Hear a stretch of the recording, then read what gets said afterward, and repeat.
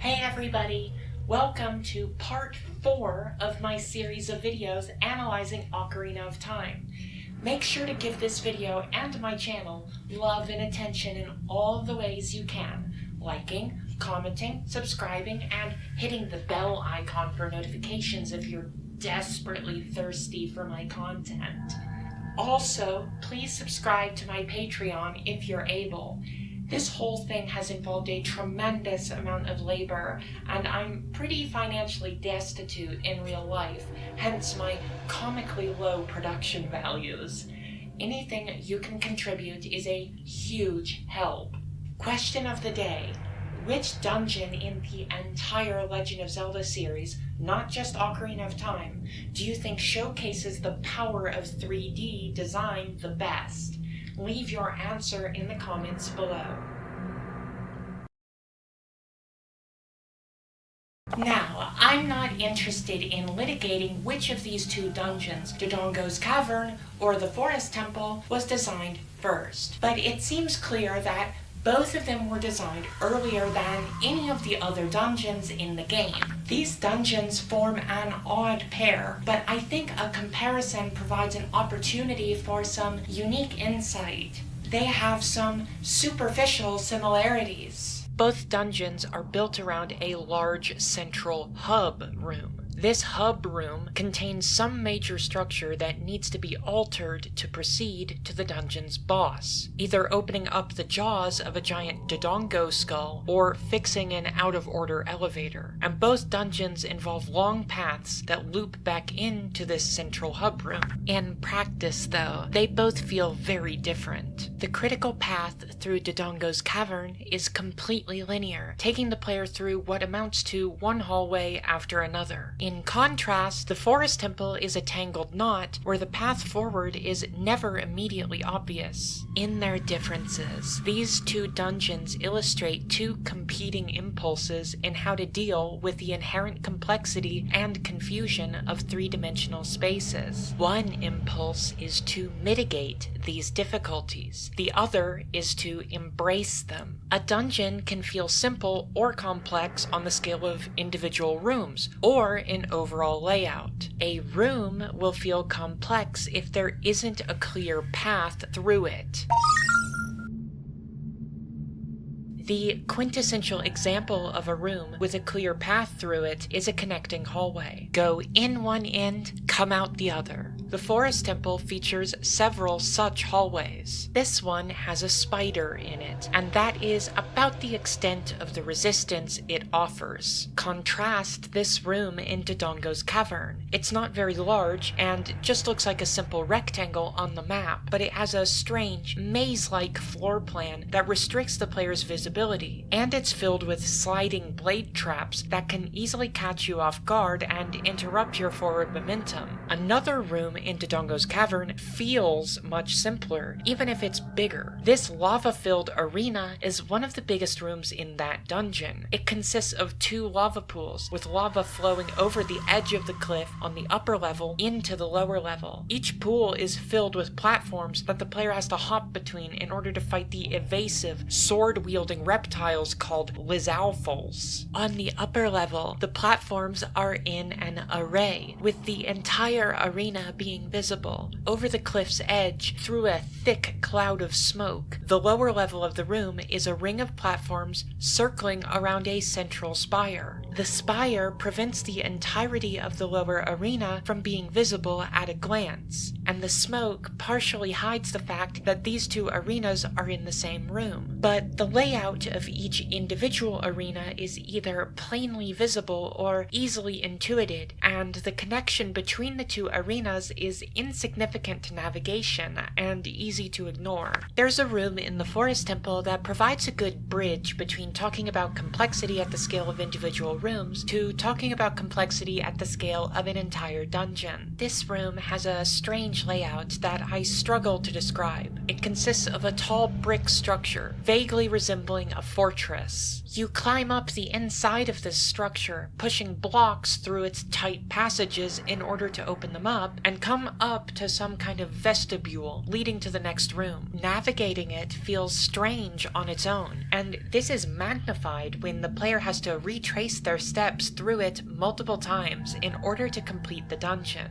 After all, dungeons in this game aren't just linear sequences of one room after another. The rooms are interconnected to create a larger whole, and sometimes backtracking is required. So it's not just about complexity on that smaller scale. A similar set of principles applies when considering the dungeon on the whole. The path through Dodongo's cavern is very simple, even if it's not readily suggested by the map. You enter into this main hub room with a big Dodongo skull looming over you. Head east into a sequence of hallways that then circles around, leading you through the hub room again, where you now have access to a room on the west containing a staircase. Up the staircase, head east again, circle around again, drop some newly acquired bombs into the eye sockets of the Dodongo skull, and then take another lap around the set of rooms that has just been opened, before proceeding to the boss fight. Dodongo's cavern, then, consists of 3 counterclockwise laps. You take a lap around the first floor,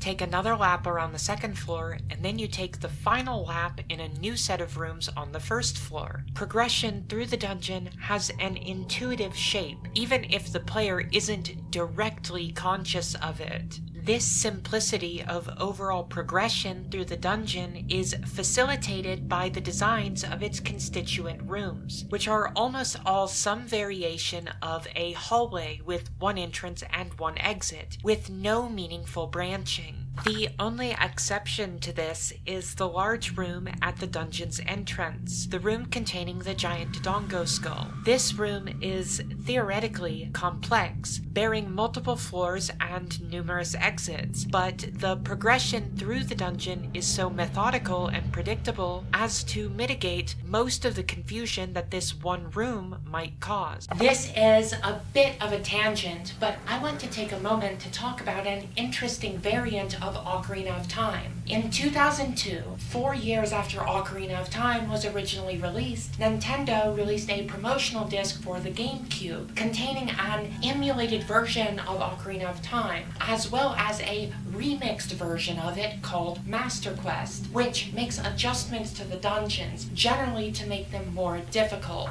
The overall design of each dungeon is kept the same, but elements have been shuffled around in ways that can completely change the way a dungeon feels. In the case of Dodongo's Cavern, the take 3 laps structure is still present, but has been distorted. So, in both versions, the player will press a switch that causes one of these rising stone pillars in the first room to rise up a little higher, granting access to the room's upper level. In the original version of Ocarina of Time, this switch is on the upper level and is used to create an optional shortcut. In Master Quest, the switch is on the lower level, and activating the stone pillar is a necessary step for completing the dungeon. The player is granted access to the second floor of the dungeon early on, and must complete a lap up there before descending to complete a lap on the first floor. In theory, progression through the Master Quest version of Dodongo's Cavern is pretty similar to how it was in the original. You're still proceeding through a series of hallways. In practice, though, it's much more disorienting. The path through the dungeon has been made more convoluted, and can't be easily described the way it could in the original version, even if you can still see its general shape through the smoke. Master Quest is interesting, and probably worth a video essay in its own right. And while its remixed version of Dodongo's Cavern is far from the most interesting part of it, the tweaks it makes to a very simple dungeon help to illustrate the ways these dungeons work on the human brain.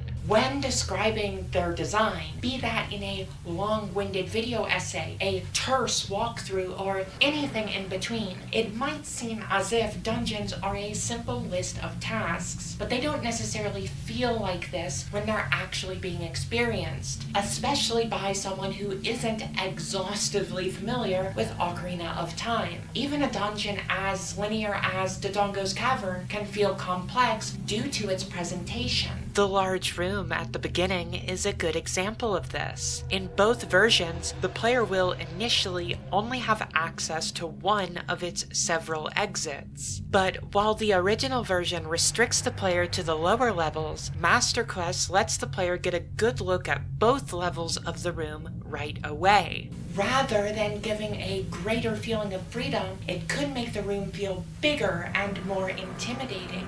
Even if all those other exits are still inaccessible, being able to see them more clearly up close brings them to the forefront of the player's mind, adding to the cognitive load of exploration. Or maybe it's the opposite, being able to see how much of the room is inaccessible and wondering how you're ever going to get up there might be a different kind of cognitive burden. I think the latter example is less likely than the former, but game design isn't a precise process, and nothing a designer does can force a particular reaction.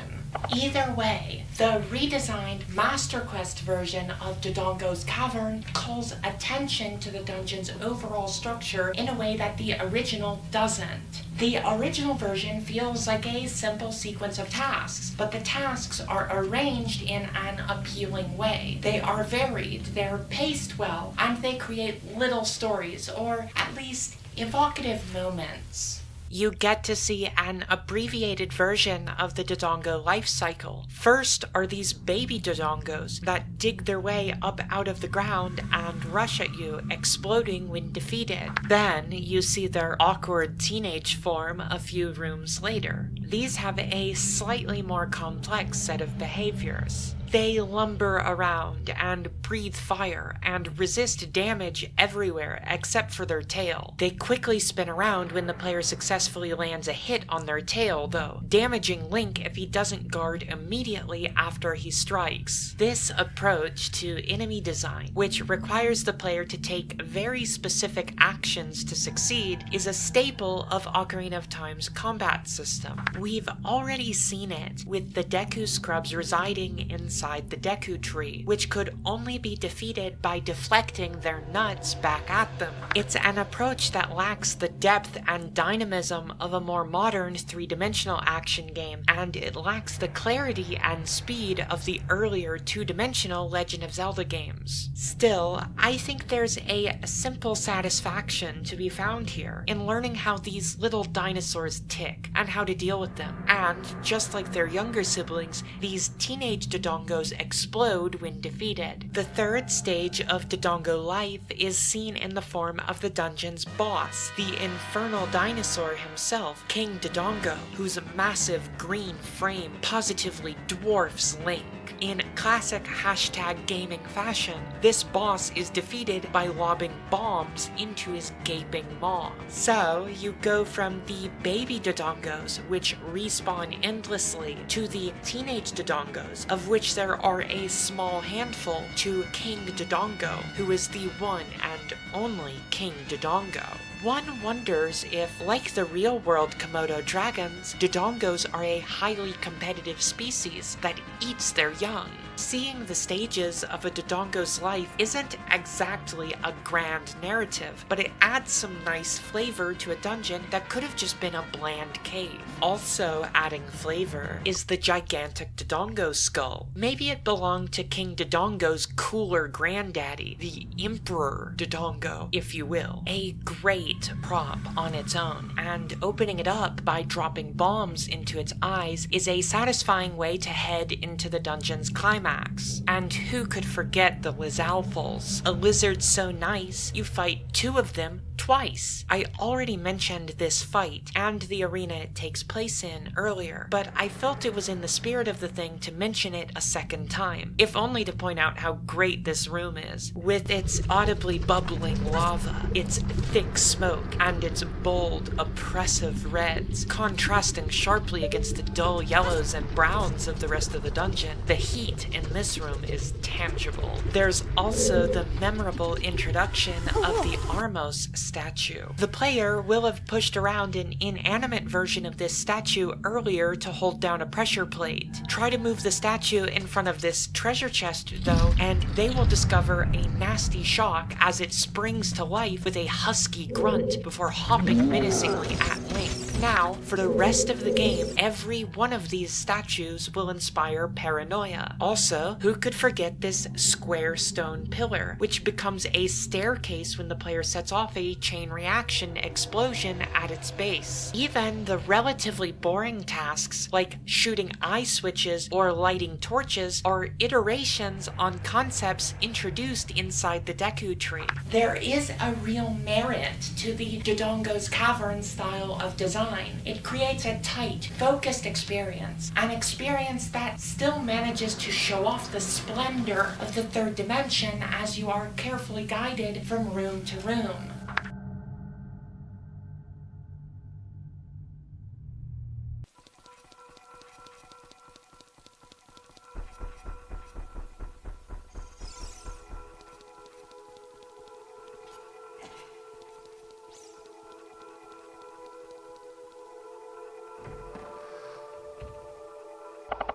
But let's finally move on to the Forest Temple and once again examine that one odd room that I discussed earlier.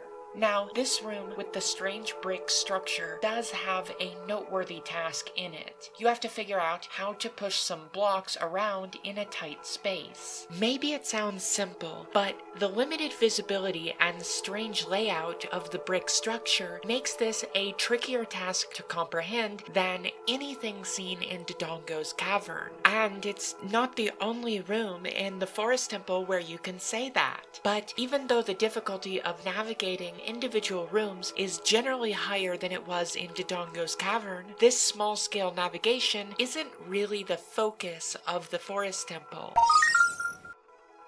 The Forest Temple is a big, spooky mansion filled with creepy monsters, howling wolves, hungry plants, gigantic disembodied hands, mischievous ghosts, skull-shaped spiders, floating flaming skulls, and that most terrifying of enemies, skeleton warriors. This dungeon derives its challenge from giving the player a wide space to explore right from the start, and then asking them to figure out where to go next. If the player can't make sense of it, they'll spend a lot of time running in circles, and that means spending a lot of time dealing with those creepy monsters, and a lot of time passing through convoluted rooms like the one with the strange brick structure. Because there's so much space available from the very start, and because the dungeon requires a significant amount of backtracking, it's much harder to tell when you're finished with a particular room, and the player will not necessarily be progressing through the dungeon in an easily understandable path, as they would in Dodongo's Cavern. This has a multiplicative effect on the complexity of individual rooms. Getting through the sliding blade traps in Dodongo's Cavern is annoying, but you most likely only have to do it once, whereas even an optimal playthrough of the Forest Temple will see you climbing up the ladders and squeezing through the narrow passages in the room with the strange brick structure at least twice. So, it's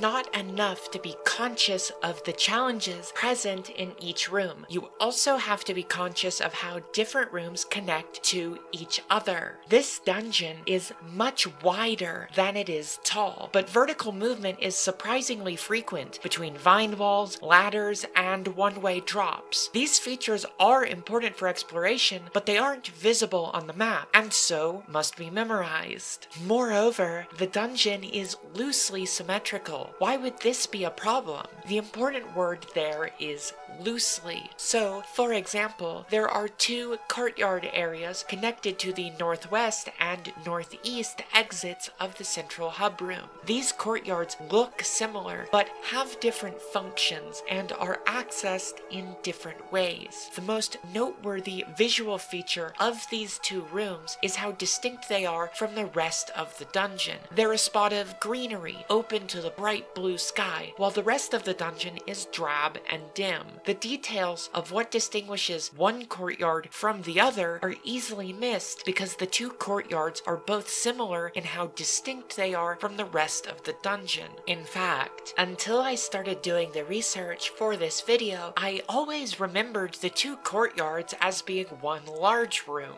There are also 4 nearly identical hallways connected to that central hub room, 2 nearly identical stairwells along the northern edge of the dungeon, dungeon and 2 small circular rooms that can cause some confusion.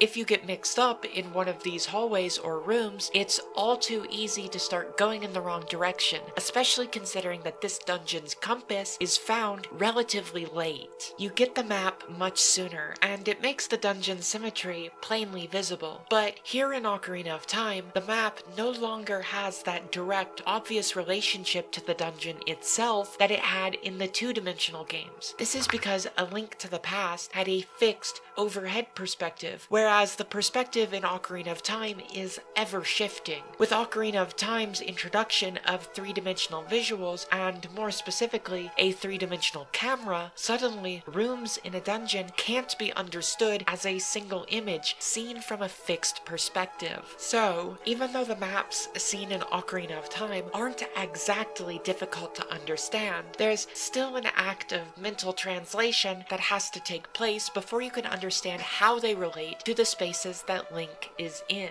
That would be true even if vine walls, ladders, one-way drops, and every other means of vertical navigation were marked on the map. And because they aren't marked in Ocarina of Time, the act of translation becomes just that little bit more involved.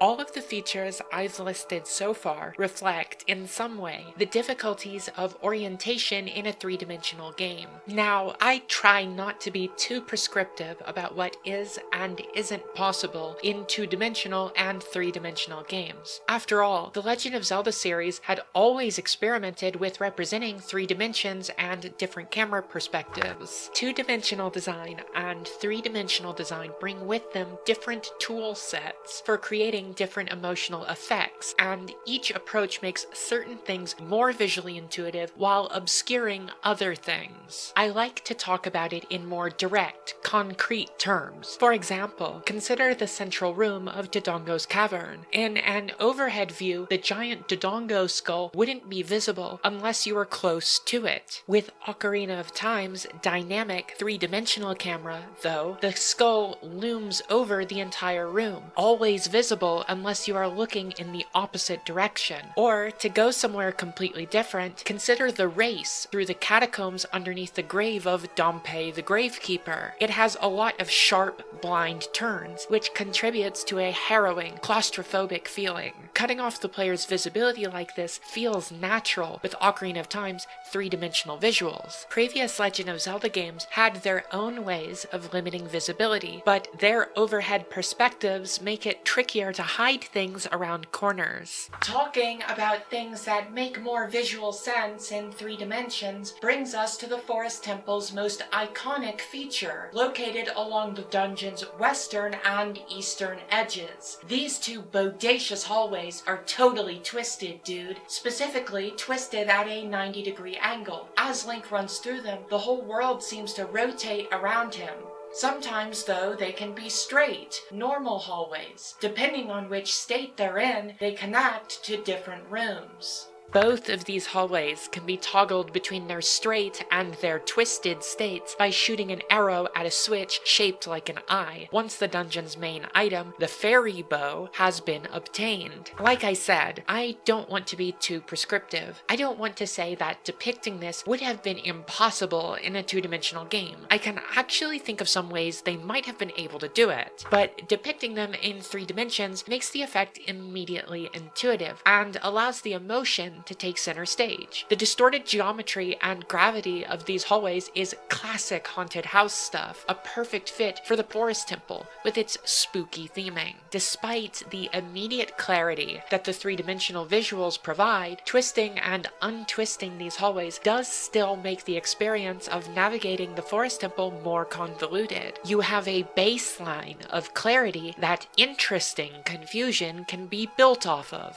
Unfortunately, this deliberate confusion comes alongside some confusion that I think is detrimental to the experience of this dungeon. In my many playthroughs over the years, I would always get stuck at the Forest Temple and would usually abandon the playthrough around that point. While going back through the game for the purpose of this script, I finally realized the culprit. Normally, the eye-shaped switches only go one way. You shoot them with an arrow and the eye shuts. The Forest Temple features the only instance in the game where the player is required to shoot an eye-shaped switch a second time so that the eye reopens. I don't know if anyone else has had a problem with this, but it certainly felt like a leap of logic to me. Now, being a leap of logic isn't inherently a problem. Arguably, a certain amount of unintuitiveness is necessary to make a compelling puzzle, but the Forest Temple is such a big space that figuring this out doesn't feel like looking for a solution to a specific problem. It feels like looking for a needle in a haystack. The complex layout of the Forest Temple, not to mention all its enemies, which respawn every time you re-enter their room, makes this all the more tiresome. This needle in a haystack feeling also touches on another aspect of what can make a Legend of Zelda dungeon challenging. The moment that I mentioned, where you have to figure out to shoot the eye switch a second time, happens at a point where the player has access to most of the rooms in the Forest Temple. If it had happened earlier, when the space was more limited, it would have felt very different. The more space that's available to explore, the more difficult it becomes to find the way forward. In the 3 dungeons preceding the Forest Temple, the amount of explorable space was primarily affected by whether or not the player had obtained the dungeon's item. The player would have access to a limited portion of the dungeon. Then, after finding the slingshot, the bomb bag, or the boomerang, they would be able to access the rest of the dungeon. In other words, these items function as keys, unlocking previously inaccessible areas. Once Link pulls the Master Sword and becomes an adult, however, the dungeons gain an additional element. No longer content to just have metaphorical locks and keys, this new crop of dungeons all feature literal locks and keys. Well, kind of literal. In real life, keys are not interchangeable items that disappear after a single use. In other words, in the Legend of Zelda series, as in many video games, any key can be used on any lock, and every time a door is unlocked, you use up one of your keys. The only exception to this is the boss key, which is, fittingly enough, used to unlock the door to the dungeon's boss. While it can be mildly amusing to point out that video game keys work differently than they do in real life, I doubt anyone would be confused by this. So why does the game wait until the 4th dungeon to introduce them? Earlier and later games in the series wouldn't hold back on this mechanic the way Ocarina of Time does. Maybe it was a deliberate creative challenge. There's a 1999 interview with Shigeru Miyamoto where he talks about, among other things, how he didn't think the labyrinthine style of older Legend of Zelda dungeons was fun in a 3-dimensional game. Maybe literal locks and keys felt like a relic of that earlier 2-dimensional style of design, and maybe the designers felt that holding back on this mechanic at the beginning of the game might make a better impression. But then, as soon as the keys are introduced, they become a staple of Ocarina of Time's dungeon design. The Forest Temple, Fire Temple, Water Temple, Shadow Temple, and Spirit Temple average out to having about 6 keys each, and these 5 dungeons vary widely in how labyrinthine they are. More than anything, the developmental insight I can glean from this is something that I see all over the place in Ocarina of Time. The more I look at it, that the creative team often had conflicting ideas about what makes for a good Legend of Zelda game. Regardless of the creative intent, though, I do think it makes sense to hold back on introducing locks and keys, not because they're confusing on their own, but because of the effect they have on the difficulty of a dungeon. Granted, this mechanic doesn't always make dungeons more difficult. In the Shadow Temple, for example, they're mostly just used to mark progress through what is one of the contenders for the award of most straightforward dungeon in Ocarina of Time.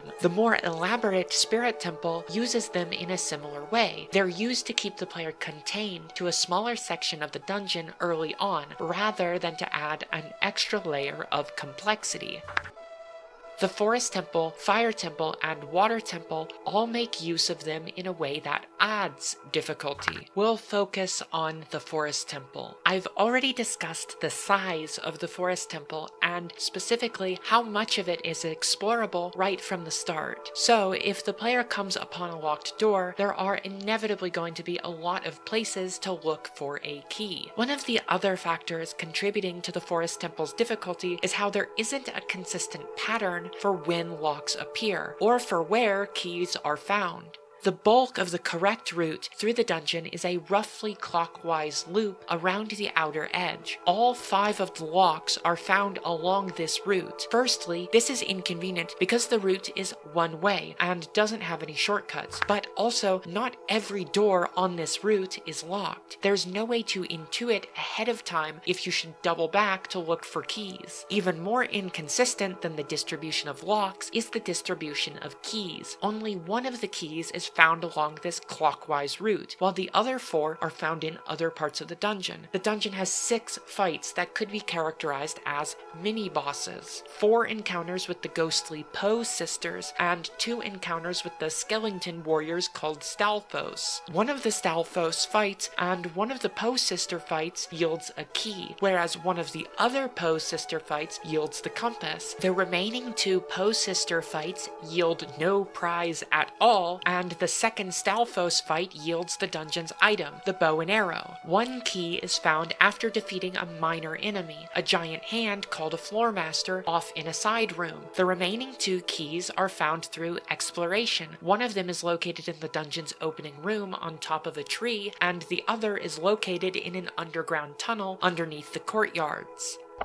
The most effective way that I've found to progress through dungeons in this series is to make sure I've obtained as many keys as possible before unlocking any doors. By giving the player such a wide area to explore, by making the distribution of locks and keys so inconsistent, and by waiting such a long time to give the player the compass, which shows the locations of unopened treasure chests that might contain keys, the Forest Temple makes methodical exploration like this much more difficult, for better or for worse. Also making methodical exploration slightly more difficult is an enemy called a Wall Master. Like the Floor Master, this enemy is a giant disembodied hand. Unlike the floor-bound Floor Master, the Wall Master is, specifically, a disembodied giant hand that drops from the ceiling, scaring shitless 100% of persons under the age of 10 and many people of all ages besides. If this monster grabs Link, they whisk him back to the beginning of the dungeon. If they miss, they scuttle away, giving the player a brief window of time to defeat them before they jump back up to pounce again. This is a great monster whose effectiveness is undercut by a few factors. Their appearance is signaled by a visual cue, a shadow under Link that grows bigger as the monster drops closer to him, as well as an audio cue, an odd whooshing noise. This is effective signaling that enriches the creepiness. Why then does Navi the Fairy feel the need to bring the game to a halt to warn you about them? I would imagine that there was a fear that players might not notice the cues and think they were just being grabbed randomly. But avoiding the Wall Master is pretty easy. In theory, all you have to do is keep moving.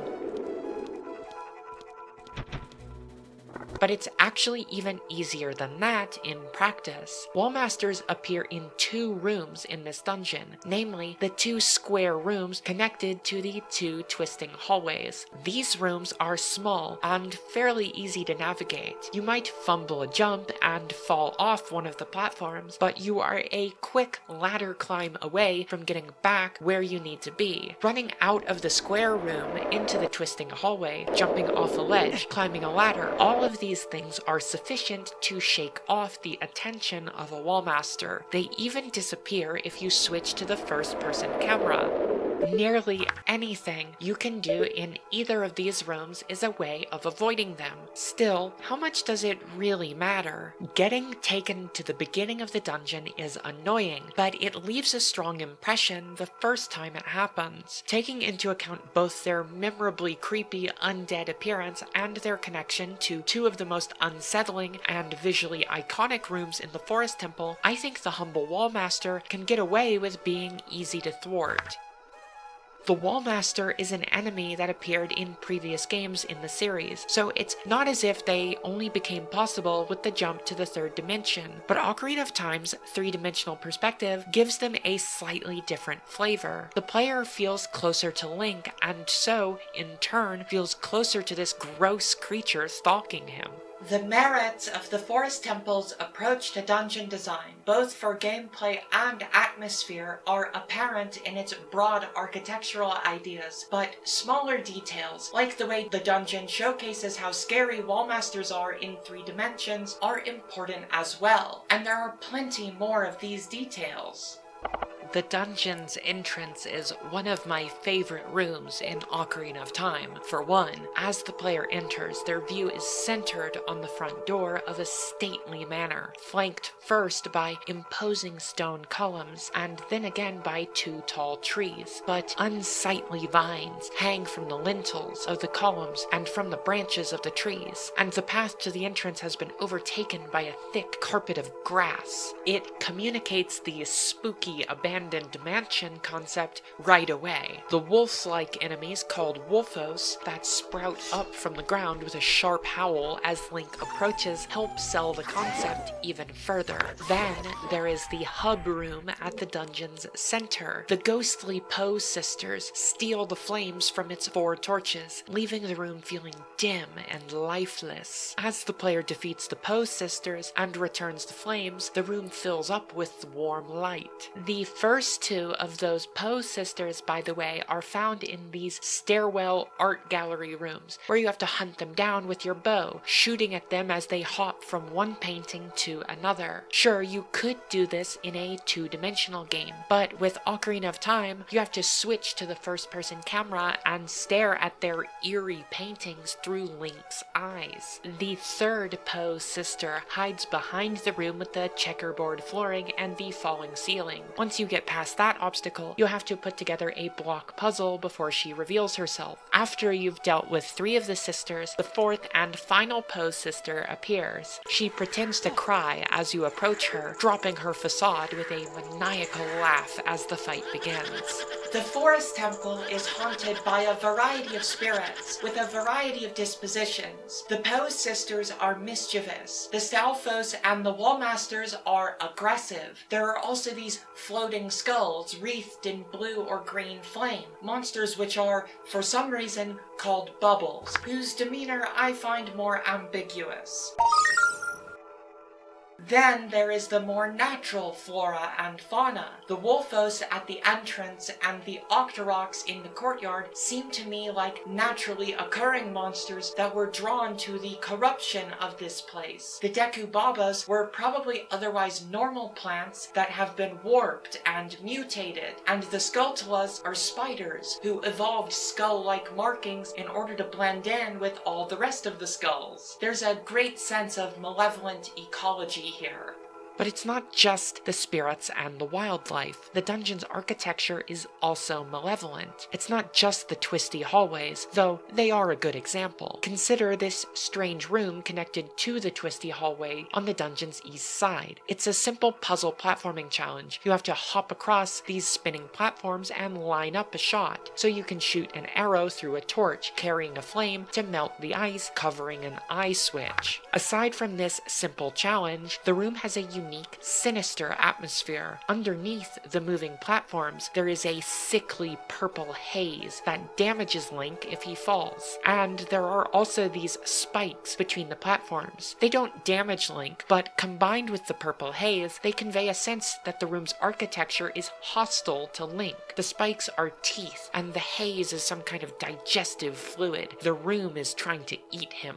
The likely source of the Forest Temple's haunting is found in this bizarre basement art gallery, a domed room sitting underneath the central hub room. It's here that the player fights the dungeon's boss, an evil spirit from the beyond that Ganondorf has twisted into his own image, Phantom Ganon. The first phase of the boss fight calls back to the first 2 Poe sister fights, requiring the player to quickly find the painting that Phantom Ganon is about to emerge from and shoot it with an arrow. Because the paintings are arranged in in a circle surrounding Link, the three-dimensional camera makes it impossible to see all of the paintings at once, meaning the player has to frantically scan around to find the right one. Using stereo or surround audio gives you a big advantage, by the way.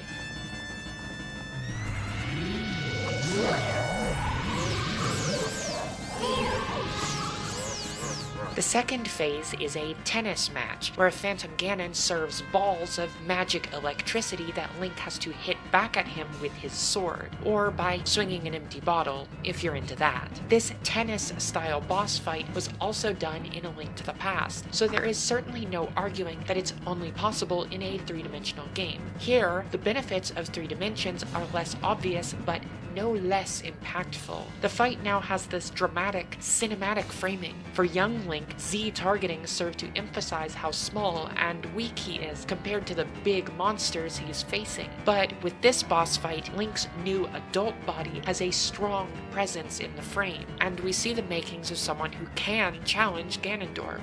That being said, Phantom Ganon still has an imposing presence. The Poe sisters are mischievous, the Stalfos are aggressive, but Phantom Ganon is cruel. He floats above Link, drifting around lazily as if toying with him. And then, when Link misses a swing and takes a hit, the player has to listen to Phantom Ganon's deep, evil laughter as Link writhes in that special kind of pain only magical lightning can deliver. And, of course, that makes it all the more satisfying to defeat him. Phantom Ganon gets fired by his very disappointed manager. Link's green-haired bestie, Saria, awakens as the sage of the Forest Temple, and the dungeon draws to a conclusion. Between its elaborately interconnected architecture, the strange geometry of its rooms, and its dramatic boss fight, the Forest Temple actively embraces the possibilities of three-dimensional space. It can be confusing, even maddening to deal with for that reason, but it also showcases the unique satisfaction of really understanding how a place fits together. Still, for all its big, interesting swings, there are stumbles. The map, compass, and various keys are distributed haphazardly, as are the numerous fights against mini-bosses. Getting stuck and needing to retrace your steps is made especially tedious due to how complex the dungeon's layout is, and its constantly respawning enemies. And the progression of the dungeon is lopsided, giving the player access to a large space at first, and then funneling them into a narrow set of corridors. I think the Forest Temple's strengths shine through despite all of this. Really, the biggest fault I can find with it is that I just don't think it makes for an especially good introduction to the second set of dungeons. It is fortunate then that it is so easy to break away from the sequence the game sets out for you and to complete the Fire Temple first.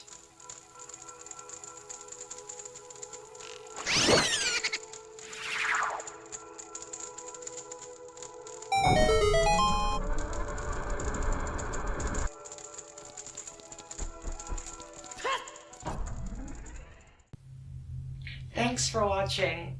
I'm really proud of the concept behind my bomb flower cosplay, even if it's made out of pipe cleaners and construction paper and has been fucking falling apart the whole time I've been recording. Also, my right boob has popped out so many times. Just the right one. I don't know why she's so desperate to get me banned from YouTube, but I should probably end this before she succeeds. Bye.